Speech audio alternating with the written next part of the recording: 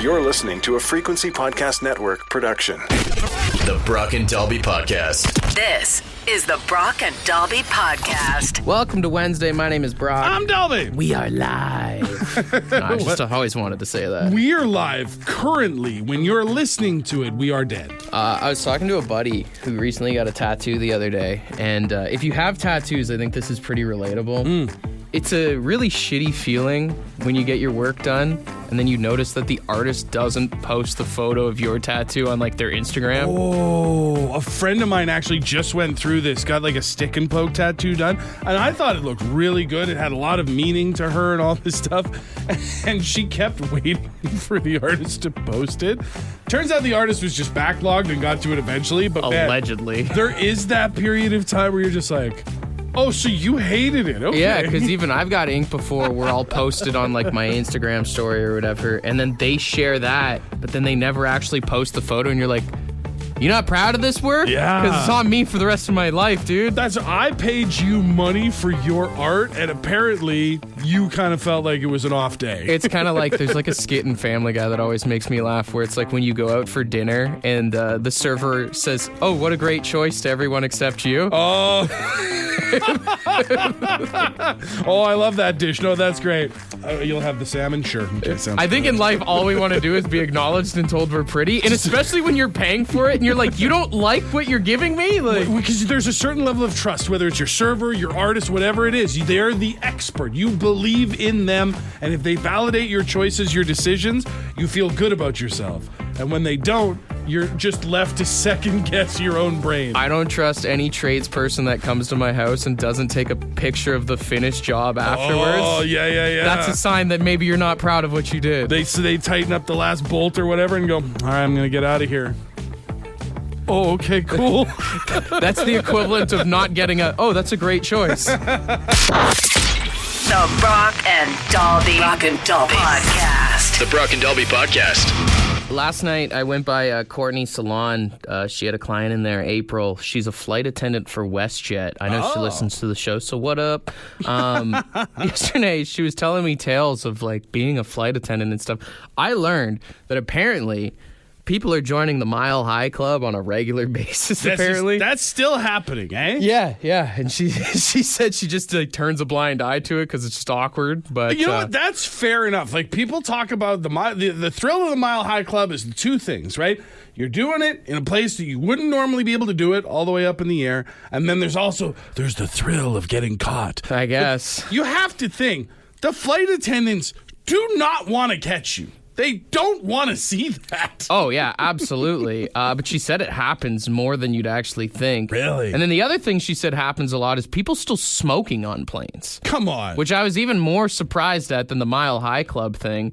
She was saying that she was on a flight coming back from Calgary and they caught a guy just last week smoking in the bathroom. Really? And she said even in general, like you check the garbage cans in the bathroom, you'll find cigarette butts in there all the time. Really? Yeah. That's crazy, man, because I just wouldn't want to, you know? The last place on earth I can think of that I would enjoy a cigarette is the ultra cramped, tiny-ass airplane bathroom. I mean, I get it, though. I remember times like being on planes and you're just jonesing for it if you're on there for more than a couple hours, right? Absolutely. But you could just bring gum.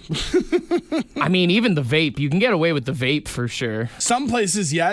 You can sneak it in your pocket or whatever, in the sleeve of your shirt or something. But the thing that blew my mind is it's a minimum of $1,000, maximum of $5,000 fine if you get caught smoking a cigarette on a plane. Yo! Yeah, and she said they catch people all the time. That's got to be the most expensive cigarette of all time, dude. I smoked for, multiple decades before I quit.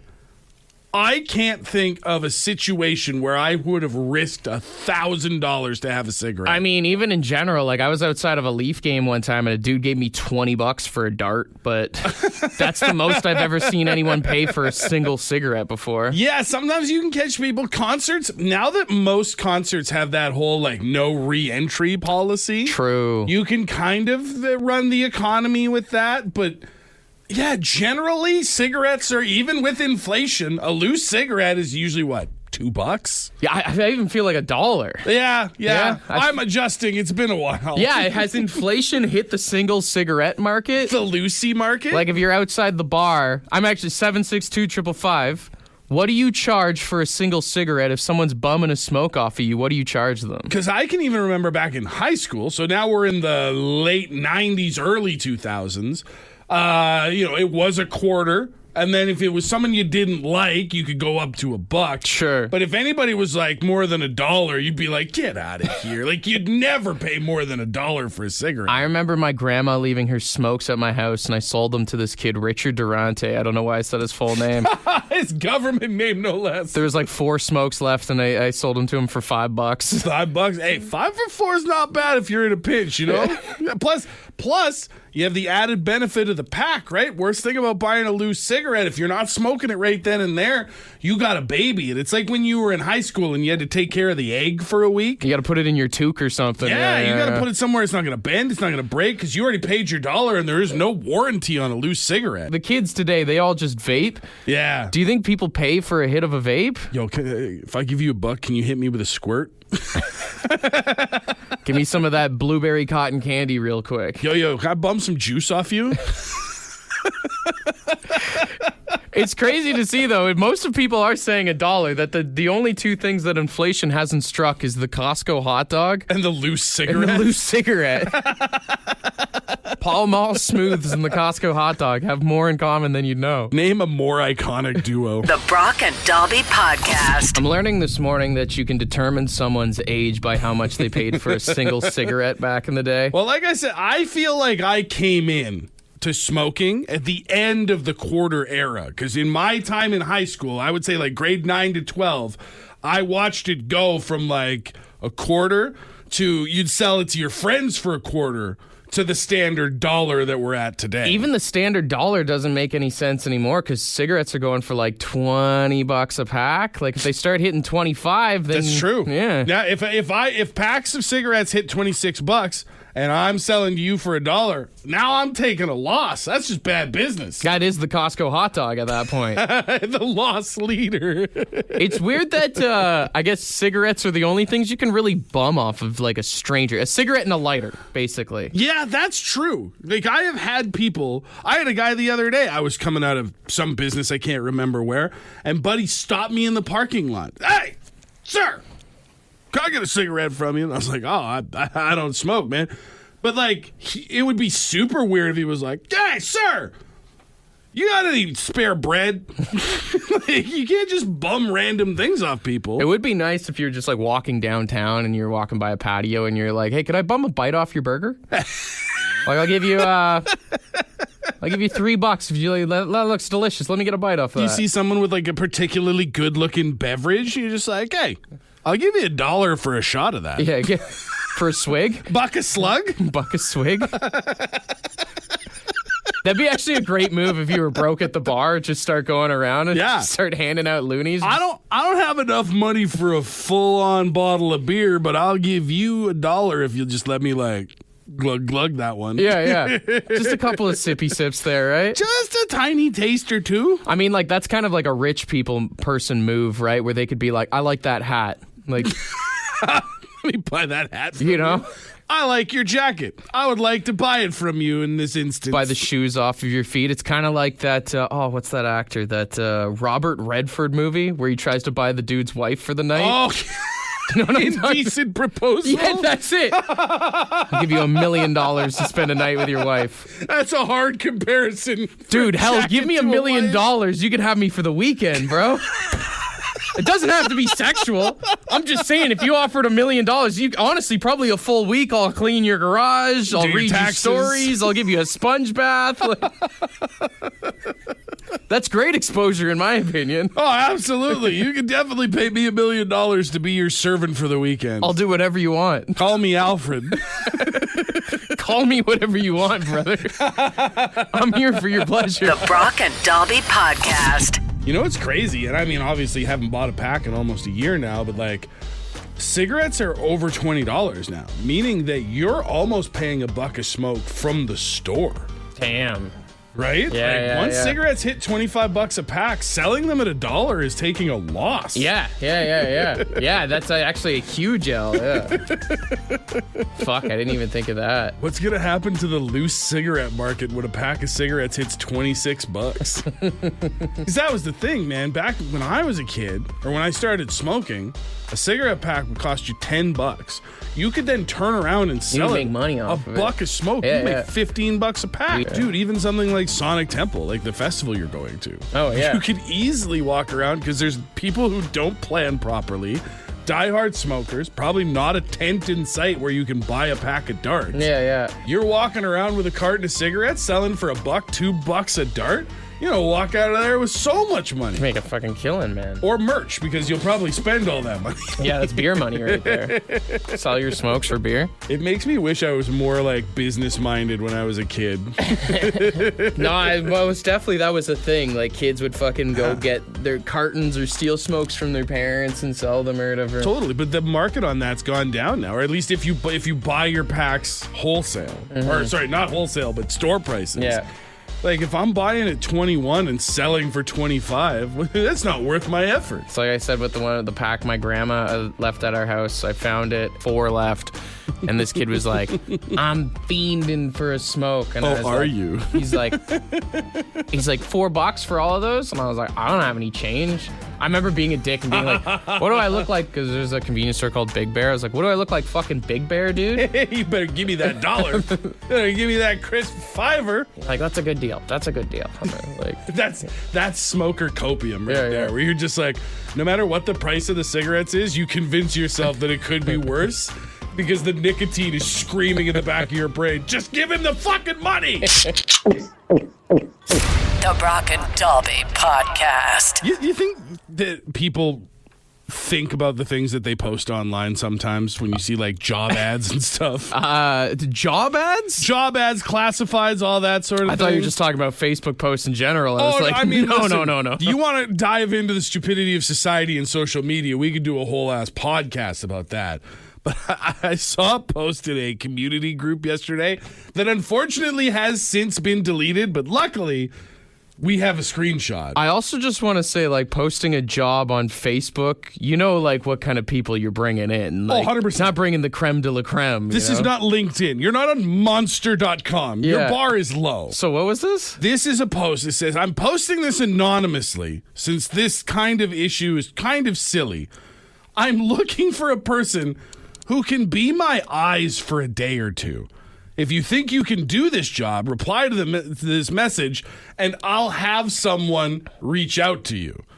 I'm getting married soon, and I want to be sure that my partner is not seeing anybody else or lying to me. Is this legit real? This is a post that was up yesterday. It has since been deleted, but as far as I know, someone was looking to hire another person, not a professional like private eye or anything like that, just a person who could essentially tail and spy on their fiancé to make sure that they weren't stepping out, so to speak, before the wedding. I'll say this. If you need to think that you need to hire someone to look after your fiance, then maybe your intuition's probably already right. Like, Well, it's one of two things, right? Either this person has given you so many reasons to think that they're stepping out that they almost certainly are, or you're just so self-conscious about yourself. dude, if I was a guy or a girl and I saw someone following me all day and then I was like, what's your deal? And found out that my spouse paid them to follow me. Yo, that's and I it, wasn't right? doing it, we're done, dude. That's You don't trust gotta- me then. That's gotta be it. You Sketchy. You can't come back from that. No. Although, like a top 5 worst things you can hire someone to do to your significant other, following them is not number 1. I guess. I don't even know who takes, like, if there was the post deleted because someone took the gig. That's God, maybe that's it. Maybe that's why it's because I went there to look at it. it's like just a Facebook before marketplace ad. It's taken down because someone already took someone it. has accepted the mission. I went to look at it just before we went on the air because I was like, I want to see what the comments are like. I want to see if more details were given, but there's no sign of it anymore other than the screenshot that we got yesterday to make sure that we were able to talk about it today. But to the person, in the community who was looking to hire a spy for their significant other. I really hope you came to your senses. Like you said, I just feel like if you do this, you can't get married. You can't get married if you're still having those thoughts, right? I mean, you can. Sorry, you're right. This is me saying, can I go to the bathroom instead of may I go to the bathroom? You shouldn't still get married. You most definitely shouldn't. Like I said, like if you're thinking about it, then I think you already know your answers kind of thing. Also, just like, I don't think Facebook is your best option, you know? No, that's just it. Like, there are people who do make a living in gathering information on people, following people, keeping tabs on people. Those people are not looking for jobs in community Facebook groups. I'm not going to lie, dude. If I was out of work right now and I saw that, I would have taken it. I would have taken the money. I wouldn't have followed the guy. I would just went and got myself lunch and been like, yeah, he's good, dude. This is the Brock and Dalby Podcast. Man, I keep getting all these dumb photos from the Met Gala. I don't know if you know what that is. Yeah, well, you know what? Actually, if I can be really honest and open with you, I actually don't know what the Met Gala is, other than I know it's an event that happens every year, and the dress code is dumb as hell. I don't even, is it a dinner? Is it a dance? Right. All I know is it's like a snooze fest for the rich and famous, and they dress like absolute dumbasses. Yeah, is there some sort of theme every year? People dress in the wildest drug-addled nonsense you've ever come up with. You know what it is? It's Halloween for rich people. Honestly, you're right. That's what it is. It's dress up for rich people who have too much money and too much time, or I guess too many assistants. I saw one photo of a lady in like a tinfoil dress. Another lady had like an umbrella draped over her. Fashion-wise, none of it makes sense. It's that weird rich people fashion where they try and do like either the most stupid or they try and make everything look tattered, kind of. I was going to say, fashion in general to me doesn't make sense. And I don't mean like wearing like a nice outfit or dressing up when you go out on the town or whatever. I mean fashion shows when you see these people walking runways and catwalks in the most bizarre nonsense no one would ever wear in their day-to-day life. And the Met Gala, and I'll go ahead and say this, the Kentucky Derby also happened this weekend. Oh, yeah. It was a big weekend for weird outfits. The funny thing is, too, is like these photos I keep seeing of the Met Gala, it's like a lot of the gals who get like these really long dresses. And so there's dudes that are just walking around this whole event. That's their job. Like, do you think they get paid for that? Do you think, because we only see the red carpet stuff, right? When they're walking out and they're like, look at my bizarre $75,000 outfit, and the guy's carrying the train around, whatever. Do you think once they get inside, are those guys following them around all night? Or is it just a pile of these weird dress tails all getting stomped on and tied together in knots and stuff? If they paid that much, I'd hope they'd keep them. I feel like we need to have like a trash version of this. Like the trash gala? Like a Walmart gala or something. Yo. Like we all go to like the Walmart. And we all just show up in our Cookie Monster pajamas or something. We put on our best fleece pants and that hoodie you've had since that relationship in the early 2000s. Crocs as far as the eye can see. All denim everything. Instead of like walking a red carpet, it's just like crappy sod that we're stepping on. And there's no photographers. It's just like ants holding iPads as you come in. Did you see how white Kyle's sunglasses are? Whoo, he went all out for the gala this year. A lot of plumber's cracks for sure. A lot of plumber's cracks and Mountain Dew. Mountain Dew Code Red on every table. Everybody's got Dorito fingers. The Brock and Dalby Podcast. Ever been to a thrift store party? I actually don't think I have. Yeah, the theme is wear whatever you want, but it has to come from a thrift store, and you have to leave the price tags on it. And you get some pretty weird outfits. Ooh, the thrift gala. I like that. Yeah, and you get, like, girls showing up in someone else's prom dress that doesn't fit, or a guy showing up in some hobo suit that he's going to give back to the guy at the end of the night because he's sitting outside with a bottle of wine waiting for his clothes back. It's awesome. I think that's a great idea, although I do find it funny because any like wedding that I had to go to in my early 20s, I just went and got a suit jacket from the Salvation Army. It works, but it's like the Met Gala for $10. It's awesome. The Brock and Dalby Podcast. The Brock and Dalby Podcast. see that Jays game yesterday? No, I didn't actually. They played against Philadelphia. Lost 10-1. Not surprised. There's a grand slam, and I want to say it was like the fourth inning to make it 8-0.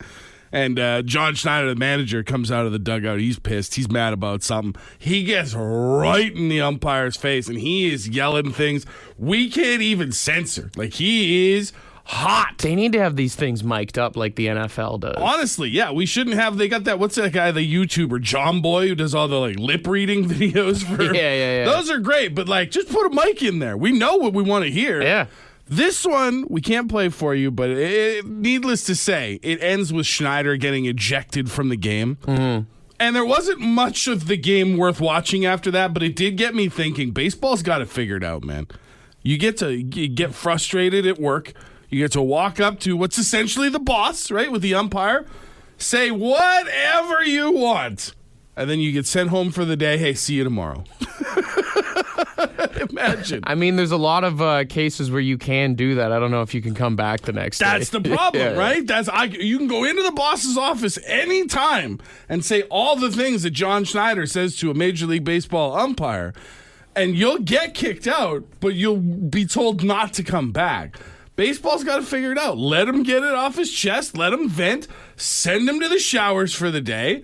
And then, all right, hey, listen, if you go too far, maybe you get like a little fine or something. I like where you're going with this, but I think a lot of employers are going to have a tough time giving fellas and ladies a paid day off, technically. It's going to be unpaid for sure. You know what, though? I think that's reasonable. I think that's entirely fair, that if you're just having a bad day, your boss pissed you off, something's just got you going the wrong way. Walk into the boss's office, you're basically agreeing, I'm going to go home without pay for the rest of the day. See you tomorrow. Everything's going to be fine. And you just go in there, you start kicking dirt, and maybe you push some papers off the desk or whatever. And when the boss has finally had enough, they go, you're out of here, and send you home. I think we'd all love to do that. I mean, it's like how we talked about fighting a coworker at work. I think we'd all love to chew out our boss at times. I just don't know how it's going to work in the long run because people don't forget. That's true. That's the biggest thing, right? That's true. Well, because you see that in baseball, right? Umps always remember if a player comes back, that ball that's a little outside might be a strike this time. Strike zone gets a little wider, yeah. Right? Or if a pitcher's yelling, maybe it gets a little bit smaller. So, you are risking. You get a short leash. You are risking the short leash treatment from your boss. But my God, wouldn't it be satisfying? You think to some of the jobs you've had in your life, how much better your mental health would have been if you could have just popped in every now and again and just started yelling. The Brock and Dalby Podcast. Do you have any plans to go to like Toronto this summer or anything? I mean, usually the kids try and catch at least one Jays game. That's sort of become a bit of a tradition. Well, when you do go to Toronto this summer, hopefully you can hit up Poopalicious. Sorry. You just sounded like you were going to roll right past that. I just would like you to back up a little bit. Poopalicious apparently is a new coffee shop and bakery opening up in downtown Toronto. As someone who doesn't drink coffee, I just have to say that there's not a lot of appeal to a place called Poopalicious. It's supposed to be a poop-themed cafe. And apparently there's already one in Toronto actually called the Poop Cafe. Oh, good. So they're expanding their There's poop some competition empire. now. Yeah. Oh, they're competing. Mm-hmm. Oh, the Poop No, Wars. it's two different businesses. Yeah. Wow. Apparently the Poop Cafe itself actually was shut down in 2019 for health code violations, which is very ironic, is it not? These things write themselves, right? Like, why is it a poop cafe? Just the theme of kind of the place. Like the one that's open right now, the OG Poop Cafe. Okay. I guess they've got like toilet seats instead of actual chairs. Oh, so you like pull up to the table and you sit You on literally a throne. pop a squat. Yeah. Functional or display purposes only? I'm assuming they got them filled in, right? You'd have to. You'd hope. You can't give people the option. But that's pretty much the extent of it. I was actually kind of bummed out. I looked this place up online, looking at the menu, thinking there'd be like a bunch of maybe like turd-related baked goods or something. Well, I feel like there's room to go. Like, if you're a bakery/coffee shop, a lot of those like mushroom teas and stuff. And I'm not talking about the psychotic ones, but the just like mushroom teas. Yeah. A lot of that stuff is like grown in fertilizer, so to speak. You could specialize in drinks like that. True. You could get soft serve chocolate ice cream. Exclusively have prune juice on tap. Again, if you're getting people to sit on toilets, the prune juice might be a bad idea. They should have, you know how like when you go to Montana's and you get ribs, they'll just put the paper towel like right in front of you? Yeah. You got the roll there. They should just have toilet paper. That's it. They don't give you napkins or anything. It's all just TP. It's just like fresh Charmin. Or what if those are the tablecloths? Each tablecloth is just a bunch of toilet paper strips rolled out. and then you don't get wet wipes at the end. They just give you baby wipes. Dude wipes? Yeah. Just a little container that you can use there. They're flushable. Yeah. and then when you actually ask for a doggy bag to go, oh no, it's actually a dog. Like, you know what I'm saying? Yeah. It's the plastic one. The server comes up to your table. They put their hand in the bag, grab your food, and pull it out the other side. And you know how like when you go to a lot of these specialty places, they'll have like a vegan menu. Yeah. Right? Or they'll put like a little V beside everything on the menu so you know what it is. To let you know what's on your They've just got exclusively like a high fiber content. We put bran in everything. Or I mean, dude, screw it. Just serve tacos. That's what you got to do if you're the Poop Cafe, realistically. That's the real Poopalicious. It's just an extension of Taco Bell at this point. This is the Brock and Dalby Podcast. Ed's word of the day. Let's see what he's got. Good morning to you. Today's word is mansuetude. Yep, mansuetude. MANSUETUDE. Mansuetude. All right. And it means gentleness. That's quite a word to say, gentleness. Anyways, that's about it. You guys have a great one. Cheers her up. That's a lot. Mansuetude? I got the pronunciation here. Let's see. Mansuetude. Mansuetude. That sounds like a town in like British Columbia or something. Yeah, you're right. Like somewhere in northern British Columbia. I got a lacrosse tournament out in Mansuetude this weekend. There's a great bar in Mansuetude where the jukebox is always full. So Mansuetude just means being like gentle, basically? Also gentle or meek. Like somebody who's kind of like timid. I hate to say it, somebody maybe a little bit on like the weak side when you're in like a group of people. They're a little bit the shy ones. Sounds like something your hockey coach would say to you now. Like, you need to cut the mansuetude stuff out. Be a little more hard-nosed out there getting the corners, boys. Your bantam hockey coach got a word of the day calendar and all the kids are just like, what? Stop the what? I think if you're on Tinder right now, throw in your bio, I'm a mansuetude lover. Buddy, I feel like she's going to read that and go, ew. Maybe she's just not into mansuetude love. It's not a good looking word. It's not a good sounding word. If you say it to somebody who doesn't know what it is, he sounds like, ugh. No, I don't like it. Mansuetude. Call it to someone on the job site today. Then run. Yeah, don't tell them what it means. For more Brock and Dalby, tune in weekday mornings 5:30 to 9. The Brock and Dalby podcast is brought to you by badshop.ca, the Brock and Dalby merch store. With all proceeds going to the Canadian Cancer Society.